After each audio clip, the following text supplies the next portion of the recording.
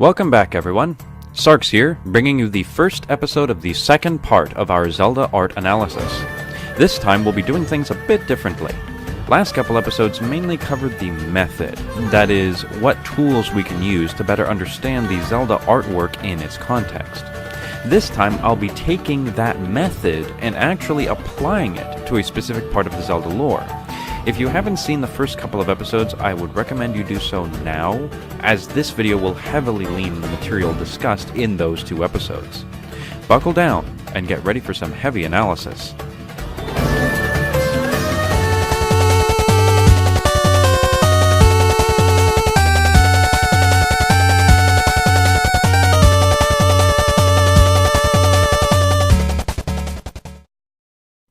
I left us hanging last time on the Sheikah tribe, and so for these two episodes I will be focusing specifically on them for the sake of providing an example of how we can apply the ideas from the first episodes to artistic interpretation. It may not be easy to see at first, but this hidden society is riddled about Hyrule's history. Their true nature, before I began this research, was foggy for me, as really the only timeline out of the present three that expounds upon them is the child timeline, majorly in Breath of the Wild, or at least, so I thought. You see, if we look at the artwork these proverbial historians provided for us, in every timeline there is at least one hint towards their existence. But, of course, let's not get ahead of ourselves and try to find written evidence too.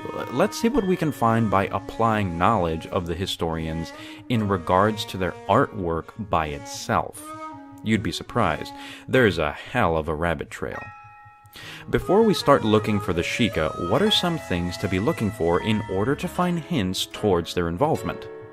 Well, the infamous eye symbol would be a great place to start. Colors also help too. So let's say, since the only known Sheikah have always been portrayed with white hair, we'll look for something like that too. Remember, the overarching interpretive synergy is what we're looking for here. Before the timeline split, we already see the obvious one, Ocarina of Time, where the Sheikah really made their debut. Okay, easy. Skyward Sword had an obvious reference too, being that Impa was involved greatly in that story and was clearly a member of the Sheikah. That's two sources. Beyond the split, we have Majora's Mask, where the Mask of Truth clearly bears the same symbol, and it is said to be passed down from the Sheikah themselves. Twilight Princess? Well, I'll get to that in a second. I don't think I need to mention specifics for Breath of the Wild either. That's pretty self-explanatory. What about other timelines? Well, you Adept fans will know that there certainly are visual references to the Sheikah in both the adult and defeated timelines. Very subtle, almost indiscernible references, but they are there. Let's start with the defeated timeline. In Ocarina of Time, it was said that the Sheikah owned Kakariko Village, but Impa allowed Hylians to inhabit it later on. Kakariko Village is present in A Link to the Past, as well as A Link Between Worlds. But this is weak evidence, as not only is it not visual, tangible proof, Breath of the Wild is the only game to associate the eye symbol with Kakariko. Not quite enough to go on here, but moving on to the Oracle games, things start to get really interesting. Impa is present in these games, but unfortunately we do not see the color of her hair. The headdress she does wear is white, like the color Sheikah hair would normally be, but this still isn't good enough for me at least. Things start to look bleak, since there's no mention of Kakariko Village or even the Sheikah in the game whatsoever. But we aren't going by word of mouth, are we? No, friends, there indeed is a reference to the Sheikah, and it is found in the Sorceress of Shadows, Varen. The symbol is on a villain? It does bear heavy resemblance. Notice the teardrop? Yes, this certainly seems Sheikah, but the teardrop is going the wrong way. Wait a minute. Where else have we seen this before? That's right, the Yiga clan. Their symbol is intended to represent the Sheikahs, only intentionally reversed to denote their opposite nature. And what's this? A Gerudo symbol as well? Well, she does have the tell-all red hair. That's a staple trait of the Gerudo people. Plus, if we're to draw a line with the reversed symbol and Sheikah defectors, where were the Yiga located in Breath of the Wild? That's right, tucked away under the Gerudo Highlands. And multiple sources here make the visual link between evil Sheikah and the Gerudo. Interesting. Let's take this further. Since we've discovered a link between the Gerudo and the Sheikah defectors, where else can we look for references to the Gerudo to see if this is further visually supported by additional historians?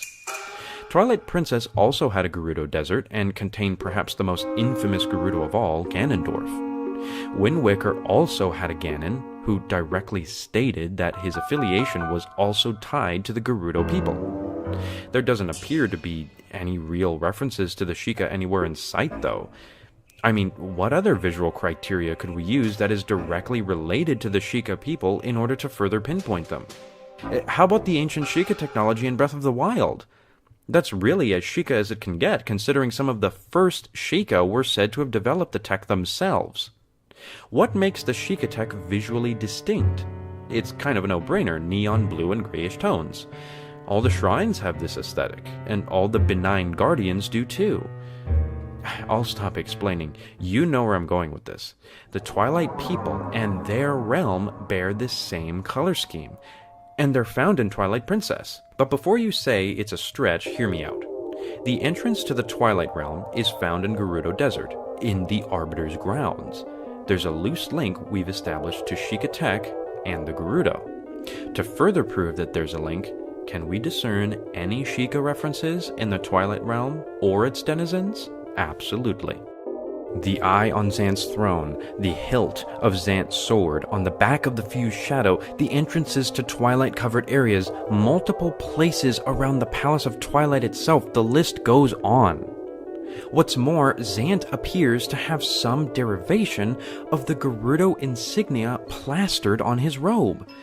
Not to mention that the only time the Sheikah tech was a different color was when it was infected with Ganon's malice, and that color was either red or a bright orange, which is the exact same for all of the malicious Twilight and the overtaken Palace of Twilight. Oh, it goes further, friends. The fused shadow, when it is controlled by Midna, emits a bluish color, a benign symbol of Sheikah technology. But wait, it was said that the ancient interlopers attempted to use their magic, which manifested in the fused shadow, in order to rule the sacred realm. So you might think the fused shadow can't possibly be of benign Sheikah origin. Right again. Well, remember, the color associated with Ganon's malice is orange. Again, I'm sure you see where this is going. If we make the assertion that the interlopers, or the ones responsible for the creation of the fused shadow, were actually Sheikah, then we have a good foundation for why the color emitted has closer association with uninfected Sheikah tech. But who were these interlopers? And if they were Sheikah, why would they commit such an act of treason towards the goddess? You know the answer. They weren't Sheikah. They were Yiga, the only other Sheikah defectors in the franchise so far, and now we have two historians confirming their existence for us. The fact that the Twilight Realm was just a reservoir for all ancient Sheikah technology further lends credence to why all of the supposedly evil Sheikah symbols associated with Twilight aren't reversed upside down. They were just changed a different color after the rule of Xant, the Usurper King, underling of Ganondorf himself. And if that isn't enough visual evidence in the artwork, the same two historians also give us their own interpretations of the Guardians. Don't believe me? Look at the Midna-controlled fused shadow beside a Guardian and tell me the resemblance isn't there. Both have cylindrical, pod-like heads, several serpentine appendages that serve as legs with finger-like structures at the ends, and both use shafts of pure light energy to attack foes. What I see here are two different interpretations provided by two of our kind lore keepers who spun the Breath of the Wild and Twilight Princess legends respectively. So again, we know generally what the Guardians look like, but we cannot say for certain, as there are obvious distinctions between the two interpretations. But The fact that two different historical interpreters designed an entity so similar is telling of its existence and solidifies this Sheikah machine into the lore. Alright, that just about wraps it up for today.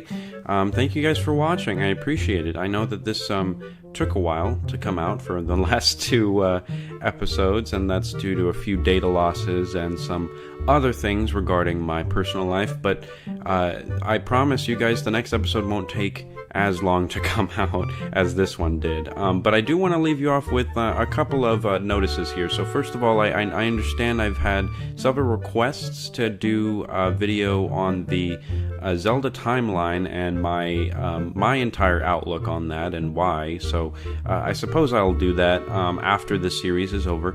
But I did also want to mention the fact that during the course of making this video, I actually discovered a whole lot more that would add to my theories, but just didn't end up making the final cut, either because I found them and discovered them way too late, or just because they didn't really fit the relevance of the video in question. So there's a lot of that stuff. Matter of fact, I think an entire separate video's worth of that stuff that I found. Like, for example, I kind of hint at the beginning of the video that Aghanim might be another reference to the Sheikah, but in any case, if you guys want to see a video like that, just let me know in the comments, and I can try and compile all the things that didn't make it in the analysis, and I can include that along with the Zelda timeline video that I'm going to be doing. In any case, thank you so much for watching again, and please subscribe if you haven't already. It helps the channel out a lot, as well as give the video a like if you liked the video. We'll see you guys in the next one. Bye-bye.